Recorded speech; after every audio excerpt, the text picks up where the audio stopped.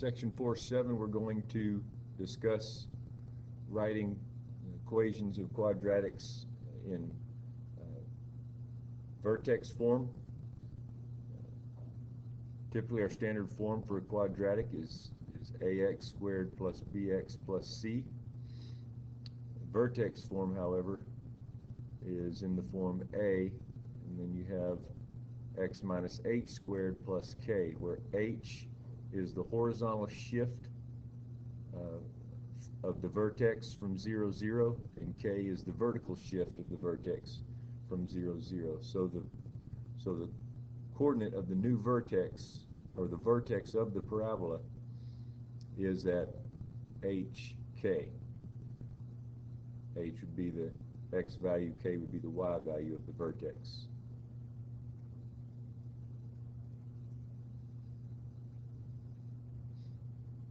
So for example, if we wanted to rewrite this equation in vertex form,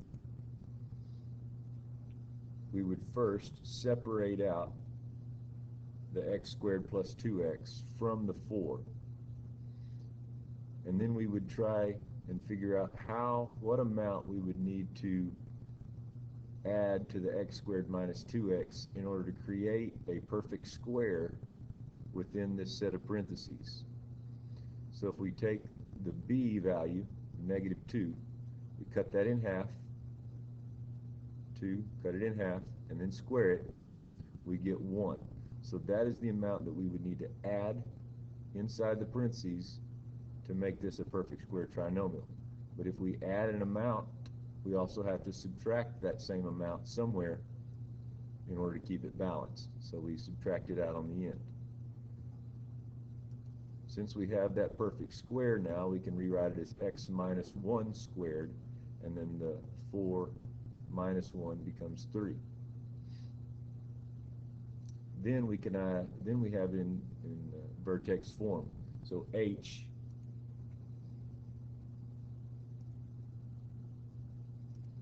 would be 1, and k would be 3. And a would be 1. In a situation like this, we have a negative 3 in front of the x squared, which makes it a little bit more complicated. So what we would do is, again, separate the 3x squared minus 18x from the 10, and then factor out the negative 3 from the x squared plus 6x. And the reason we do this is because, again, in parentheses here, we want to create a perfect square trinomial with the x squared plus 6x. And so again, we take b, which is 6, cut it in half, square it. So 6 divided by 2 is 3. 3 squared is 9. So that's the amount we would need to add inside parentheses in order to make this, in parentheses, a perfect square. So if we add 9 somewhere, we also have to subtract 9 somewhere. But this is not just a plain old 9. There's a negative 3 out front. So it's really like, instead of adding 9, it's really like subtracting 27. So we would need to add 27 somewhere. The simplest way to do is if we add 9 in parentheses, then we're going to subtract 9 out here and also multiply that 9 by whatever was out front of the parentheses out here. So if the negative 3 is going to be multiplied by 9, then we're also going to negative 3 multiplied by 9. And if this one was adding, this one's going to be subtracting. It actually turns into an addition of 27. And this is more like a subtraction of 27. And that simplifies down. Since that's a perfect square trinomial inside, we can write it like that. And then that ends up being plus 37. And so our h would be negative 3, our k would be 37, and a would be negative 3.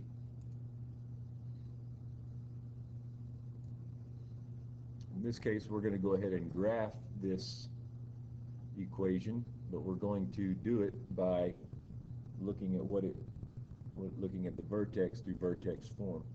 So if we rewrite it in vertex form, again, we would separate out the 2x squared and the 4x, and then factor out the negative 2 from both of those, so that I have a 1x to the second in parentheses. And then I need to figure out how much I need to add in the parentheses to make this a perfect square. So I would take half of negative 2 and square it. Half of negative 2 is 1, 1 squared is 1. And so that's like adding 1. So I'm going to subtract 1 times what's outside the front of this parenthesis is also going to be multiplied by that 1 that I'm adding or subtracting. So that turns into x minus 1 squared, because I made this a perfect square trinomial, so it simplifies down to x minus 1 squared. And then plus 1 minus a negative 2 times 1 is a 3. So that means my vertex is going to be at positive 1, positive 3. Positive 1, positive 3.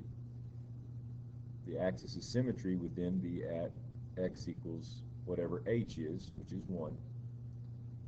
Because a is negative 2, then that means the graph is going to open down. Anytime the a is negative, it opens down. A is positive, it opens up. And a 2 is going to be narrower than a plain old y equals negative x squared. So we can use y equals to help us create a little, to give us a few more points to plot. But that's basically what the graph will look like. In 4-8, we're graphing quadratic inequalities, and these are going to be inequalities this time, and we are also trying to solve them algebraically. When we're graphing them, it's going to be pretty simple. We can use our calculator to plot the points that the quadratic would go through, and then we just have two things that we need to consider. We need to consider whether it's going to be a dotted line or a solid line. If it's a less than or equal or a greater than or equal,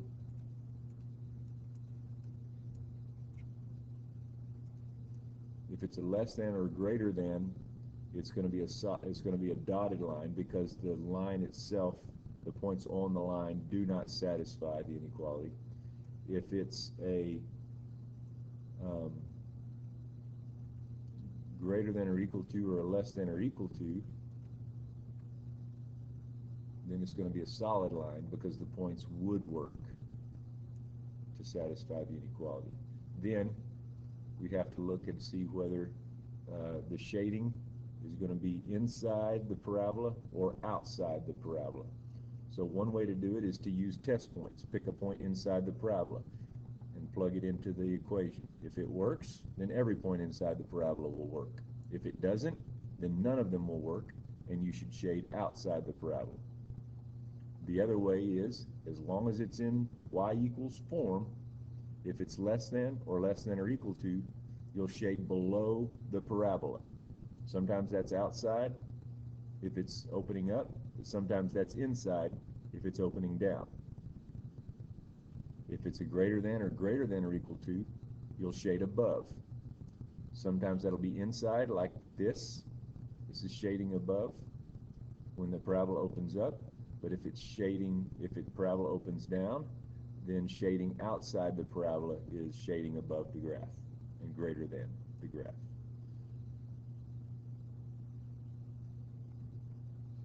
Algebraically, we have three different situations. Typically, most parabolas are going to have two roots, and we could divide the number line into three intervals based on those two roots. For the first example, 2x squared plus 5x minus 3 less than or equal to 0 factors into x plus 3 times 2x minus 1 less than or equal to 0, which gives me the roots x negative 3 and x equal 1/2. Now, You can use the quadratic formula to find the roots, or you can factor. You can use the box method, whichever you would like, but you need to find the roots. So if the roots are -3 1/2, I'm going to plot those on the number line, on just a rough number line, and I pick a point within each interval. I need to pick a point greater than 1/2. I need to pick a point between -3 1/2, and I need to pick a point smaller than -3. So -4 is smaller than -3. 0 is a simple number to use between -3 1/2. 1 is a simple number to use that's greater than 1/2. And then I test each of these points into my original equation and determine which of these points are going to satisfy the inequality. Okay? So if I start with 0, 0 is simple because 0 squared, 2 times 0 squared plus 5 times 0, those both get canceled out by the 0, and so I'm left with -3 less than or equal to 0. Is -3 less than or equal to 0? Yes. So 0 works. So if 0 satisfies the inequality, everything in between is going to satisfy the inequality. And that means nothing on the outsides will. So you might want to check -4 and 1 in and make sure that they don't work. But if the between does, then the outsides usually won't. So you could write your answer as the x values between -3 1/2, which means -3 less than or equal to x less than or equal to 1/2. Now, in the problem below, the only thing different is that we have a greater than or equal to 0. So that means that when we put 0 in, 0,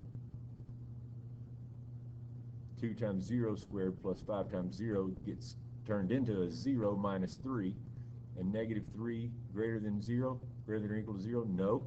That means 0 doesn't work for this equation, inequality. So if 0 doesn't work, then the -4 and the 1 probably do. You can plug them also in to verify, but if 0 doesn't, then none of the points in the middle do, and the ones on the outside of the roots should. So this would be an OR situation. X is less than or equal to -3, and x is greater than 1/2.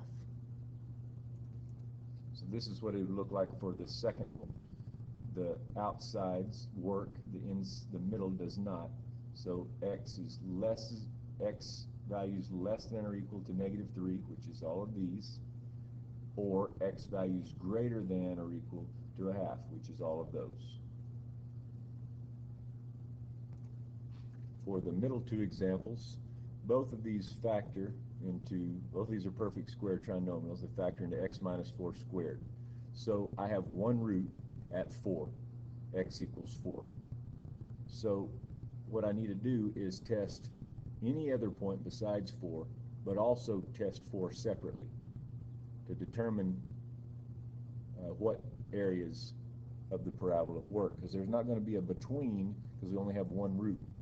So either the whole line works, either all numbers work, or all numbers don't work, except you have to look at the root individually.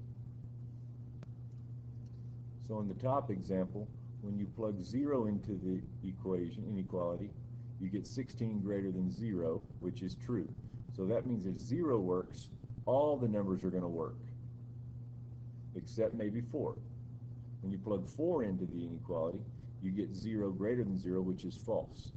So on the top example, all the numbers work except for 4. In the bottom example, when you plug 0 in, you also get 16, but this time it's a less than, and 16 less than 0 is false. And if you plug 4 in, you get 0. 0 is less than 0, which is also false.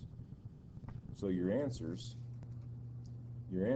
for the top one would be all real numbers, because if 0 works, they all work, but you have to throw in that x can't be 4, because 0 greater than 0 is the only situation that would prove false. Down at the bottom, not only did 0 come out false, which means that all the points would come out false, but so did -4. So that means there would be no solution. On the last two examples, 16x squared minus 24x plus 27, when you use the quadratic formula, you get a negative as your discriminant. Underneath the radical, you have a negative number, which means that we're going to have no real roots, only complex roots. So if you have no real roots, that means this parabola does not cross the x-axis. So either all numbers work or none of the numbers work. So we pick a point on the number line, any point, and we test it. 0 is the easiest one. You put 0 in for x, you get 0x squared times 16 minus 24 times 0, which gives me 0 for those first two terms plus 27. Is 27 greater than 0? Yes. So 0 works. And if 0 works, all numbers work. And so the top one would be in all real numbers. And the bottom one is also, since the equations, since the first parts were identical, it's also going to have complex roots. So if we, again, try 0, we get 27 less than 0, which is false. So this would be a no solution. So the top one, 27 greater than 0, would be true. It would be all real numbers. The bottom one, 27 less than 0, when we plugged in 0 for x, would give us a no solution. So just to recap, when we're graphing the inequalities, we can use the calculator to find a table of values to plot the points, and then decide whether it's going to be a dotted line or a solid line. Then decide if it's in the proper form, if it's in y equals form, if we're going to shade above or below the parabola. If we're asked to find the roots algebraically, then we need to factor and figure out if we have one root, two roots, or no real roots. If we have two roots, then it's either going to be a between the roots, or it's going to be less than the smallest one or greater than the biggest one. And then if we have, like the middle set, if we have one root, then we need to decide if it's going to be an all real number or a no solution, or if it's going to be an all real number except the root, or if it's going to be a no real solution, no real number except the root. And then for no real root situations, it's either going to be, we can put 0 in and test it. If 0 works, it's going to be an all real numbers, infinite solution. If 0 does not work, it'll be a no solution.